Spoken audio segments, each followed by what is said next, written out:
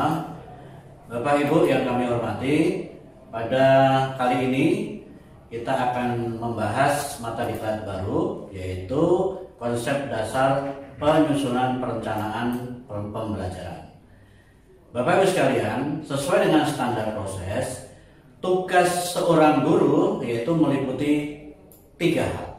Yang pertama, perencanaan, pelaksanaan, dan sampai ke evaluasi. Nah, Bapak Ibu sekalian, berkenaan dengan perencanaan, ada satu kata-kata bijak yang mungkin patut kita ambil untuk kita bisa ambil hikmahnya, yaitu awalilah setiap pekerjaan dengan perencanaan yang baik, karena gagal dalam merencanakan sama dengan merencanakan kegagalan. Itu kata Akhil.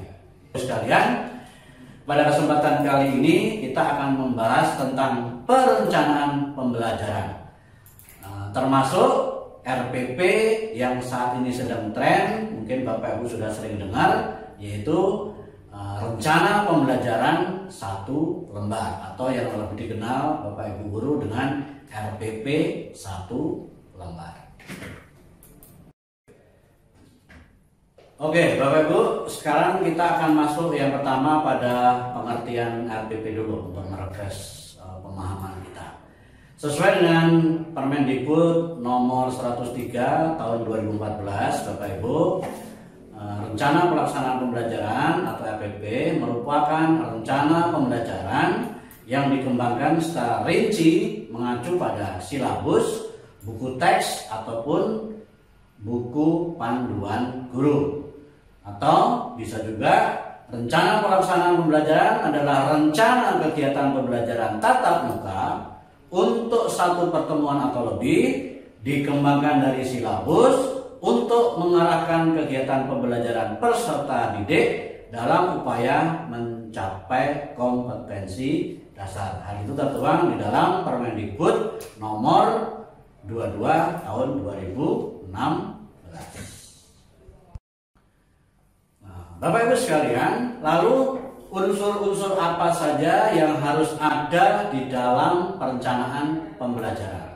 Jadi unsur yang harus ada dalam perencanaan pembelajaran yaitu Bapak Ibu KI dan KD. Karena di dalam KI dan KD itu apa kompetensi yang harus dikuasai siswa di sana akan tergambar. Kemudian juga bagaimana cara mencapainya itu masuk di dalam kegiatan pembelajaran. Kemudian yang tidak kalah pentingnya Bapak Ibu sekalian, untuk mengetahui sampai sejauh mana penguasaan siswa terhadap materi atau KD yang kita berikan, maka di dalam perencanaan pembelajaran harus ada yang namanya penilaian. Berikutnya Bapak Ibu sekalian, bagaimana alur kita di dalam mengembangkan RPP atau runtutannya dari mana? RPP itu kita turunkan dari SKL Bapak Ibu, standar pengetahuan lulusan, kemudian kita turunkan lagi ke KI dan KD, dari KD kita turunkan ke dalam silabus, ya. Nah, silabus nanti Bapak Ibu bisa kolaborasikan dengan buku siswa dan buku panduan guru. Bapak Ibu bisa lihat kecocokan antara buku panduan guru dan panduan siswa. Nah, dari keduanya nanti Bapak Ibu bisa membuat rencana pelaksanaan pembelajaran atau RPP. Nah, Bapak Ibu sekalian, tentunya di dalam membuat sebuah perencanaan pembelajaran ada beberapa ketentuan yang harus Bapak Ibu patuhi. Yang pertama, ketentuan RPP ini Bapak Ibu sekalian, bahwa setiap pendidik pada satuan pendidikan, ya Bapak Ibu berkewajiban menyusun RPP secara lengkap dan sistematis. Di mana di dalam RPP itu Bapak Ibu harus desain sedemikian rupa yang memungkinkan siswa terlibat secara aktif, siswa menyenangkan, bisa memotivasi daya cipta, kreativitas, dan motivasi siswa untuk belajar. Yang kedua, RPP yang Bapak Ibu susun harus dilaksanakan ya, bisa 1 kali atau bisa lebih, tergantung daripada kedalaman atau bobot pokok bahasan atau KD itu. Kemudian Bapak Ibu sekalian, di dalam merancang RPP ini untuk setiap pertemuan harus disesuaikan dengan penjadwalan, dalam hal ini program semester yang sudah Bapak Ibu buat. Kemudian Bapak Ibu sekalian, untuk pengembangan RPP-nya harus dilakukan oleh guru secara mandiri dan atau kelompok, dalam ini bisa pakai KKG ataupun MGMP sekolah, atau dengan memakai pengawas atau dengan guru senior, atau bahkan bisa juga dengan Bapak Ibu kepala sekolah. Lanjut Bapak Ibu, kita kepada prinsip penyusunan RPP. Ada beberapa prinsip yang harus Bapak Ibu perhatikan nanti pada saat Bapak Ibu membuat RPP. Antara lain Bapak Ibu, seperti yang tertera di bawah ini, Bapak Ibu bisa lihat.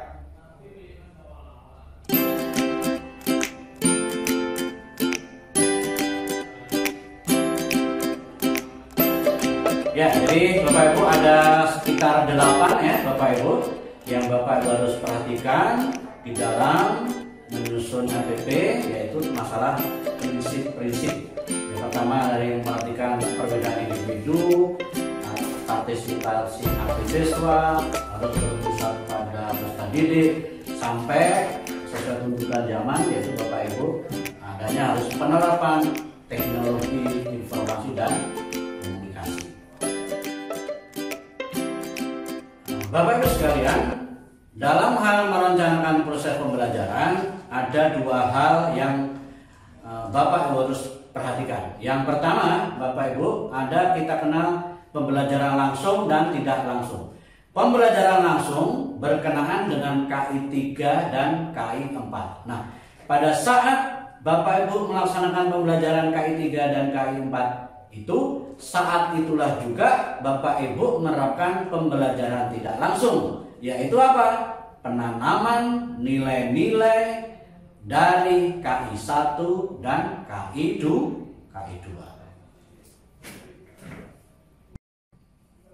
Nah, Bapak Ibu sekalian, kita sekarang akan masuk kepada komponen RPP ataupun sistematika RPP, Bapak Ibu.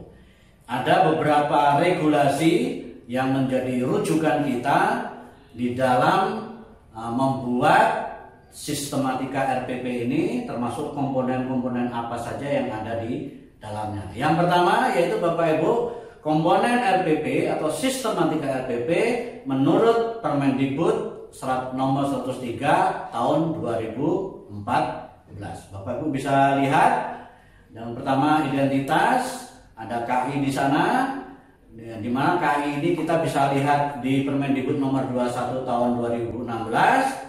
Berikutnya ada KD dan indikator. Jadi Bapak Ibu nanti tuliskan KD.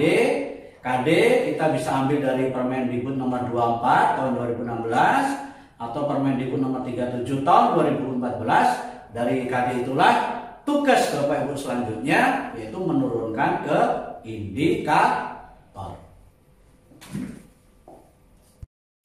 Komponen berikutnya yaitu Bapak Ibu sekalian materi pembelajaran.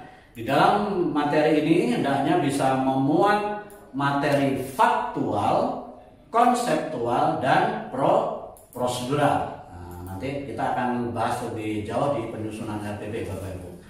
Kemudian komponen berikutnya adanya kegiatan pembelajaran. Nah, Bapak Ibu sekalian, memang kalau bisa Bapak Ibu bikin RPP itu satu pokok bahasan, Bapak Ibu bisa bikin beberapa RPP, artinya Bapak Ibu bisa bikin untuk pertemuan 1, pertemuan 2, 3, 4 dan seterusnya. Tapi kalau memang mengalami kesulitan, Bapak Ibu bisa membuat untuk 1 kali pertemuan. Yang penting di dalam setiap 1 kali pertemuan harus memuat kegiatan pendahuluan, inti, dan penutup. Dan di dalam kegiatan inti ini, Bapak Ibu, yang paling harus Bapak Ibu perhatikan, di dalamnya harus mengandung pendekatan saintifik. Bapak Ibu bisa combine dengan model-model pembelajaran, metode, dan strategi pembelajaran yang lainnya. Masih di Permendikbud 103 tahun 2014, Bapak Ibu sekalian, komponen berikutnya yaitu adalah penilaian pembelajaran remedi dan pengayaan. Intinya di sini Bapak Ibu silakan ditentukan teknik ranah apa, tekniknya apa, bentuknya apa yang harus Bapak Ibu cantumkan di dalam RPP sesuai dengan karakteristik KD dan pengalaman belajar selama pembelajaran. Kemudian dari sana Bapak Ibu juga harus merencanakan pembelajaran remedi kalau nanti ada siswa yang remedi, dan pembelajaran pengayaan kalau siswa memang melewati KKM. Kemudian juga Bapak Ibu tentukan media, alatnya apa, bahannya apa, dan yang tidak kalah penting Bapak Ibu, sumber belajar Bapak Ibu apa saja, silakan dicatat di sana. Lanjut Bapak Ibu, kita akan lihat komponen ataupun sistematika RPP berdasar Permendikbud nomor 22 tahun 2016. Sebenarnya pada prinsipnya sama Bapak Ibu, cuma ada sedikit yang membedakan. Bapak Ibu bisa lihat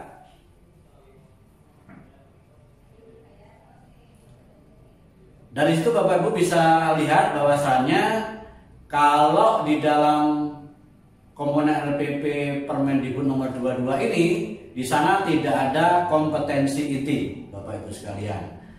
Kemudian di nomor 22 ini ternyata ada tujuan pembelajaran. Ya, kalau di 103 tidak ada, tapi di Permen 22 ini di sana muncul tujuan pembelajarannya. Sedangkan yang lainnya relatif sama dengan Permendikbud nomor 103 tadi. Ya. Bapak Ibu sekalian, nah ini solusi alternatif Bapak Ibu, yaitu adanya komponen RPP atau sistematika RPP gabungan. Artinya dia merupakan gabungan dari Permendikbud 103 dan Permendikbud nomor 22. Berarti di sini semuanya ada, ya. Dari kompetensi inti ada, KD indikator ada, termasuk tujuan pembelajaran semuanya ada. Jadi ini hasil akomodir dari atau hasil gabungan dari Permendikbud 103 dan Permendikbud nomor 22 tahun 2016.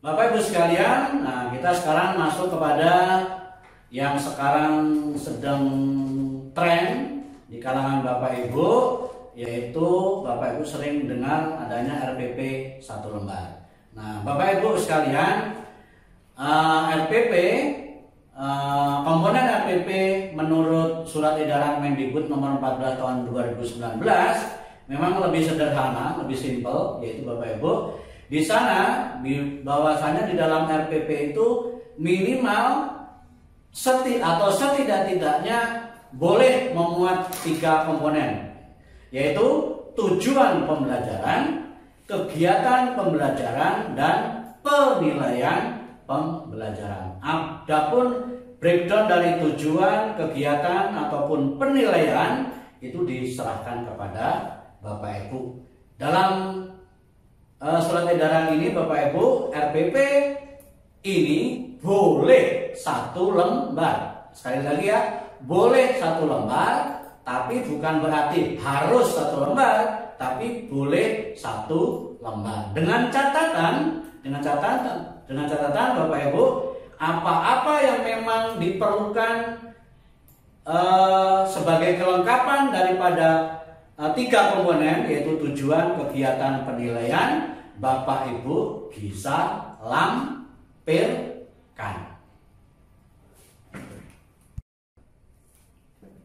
Bapak Ibu sekalian, terakhir sebelum kita tutup sesi ini, Bapak Ibu, yang penting di dalam pembuatan RPP, Bapak Ibu harus merujuk ke salah satu regulasi yang sekarang masih berlaku.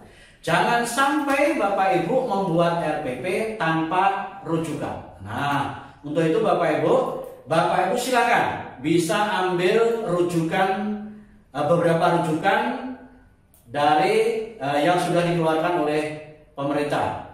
Bapak Ibu bisa pakai rujukan Permendikbud 103 tahun 2014. Bapak Ibu bisa pakai Permendikbud nomor 22 tahun 2016. Bapak Ibu bisa pakai gabungan keduanya, atau Bapak Ibu yang di madrasah, Bapak Ibu bisa pakai Juknis Dirjen Pendis nomor 5164 tahun 2018, atau Bapak Ibu pakai rujukan dari Surat Edaran Mendikbud tahun 2019. Silakan Bapak Ibu pilih salah satu dari beberapa dasar regulasi yang berlaku saat ini. Bapak Ibu sekalian, kita sudah sampai di penghujung, ya. Kami berharap dan saya challenge kepada Bapak Ibu, hendaknya di dalam membuat RPP Bapak Ibu buat sendiri. Bapak Ibu akan lebih puas kalau RPP itu Bapak Ibu buat sendiri, artinya tidak copy paste dari orang lain. Dan kalau membuat RPP, Bapak Ibu sekali lagi silahkan merujuk kepada regulasi yang berlaku. Kita berprinsip, Bapak Ibu, mari kita membiasakan yang benar, bukan membenarkan kebiasaan. Semangat, sampai ketemu lagi. Assalamualaikum warahmatullahi wabarakatuh. Salam sejahtera. Sampai ketemu lagi.